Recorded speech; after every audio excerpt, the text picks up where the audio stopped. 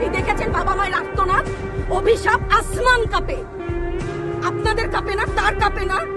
অভিশাপের ভয় হয় না? বুকগুলা চাচা হয়ে গেছে আমার সন্তানদের। রাবার বুলেট বলবেন, কি বলবেন? এগুলো অস্ত্রের মুখে দাঁড়িয়ে আছে, আমাদের পয়সায় কেনা বুলেটে আমাদের সন্তানদের আপনারা বুলেট ছুটছেন। আর কত, আর কত? পুলিশ ভাইদেরকে বলি, ভেতরে তো আপনিও মানুষ, পুলিশ ভাই বলি না, ক্ষমা করবেন, মুখ থেকে বার হয়ে গেছে।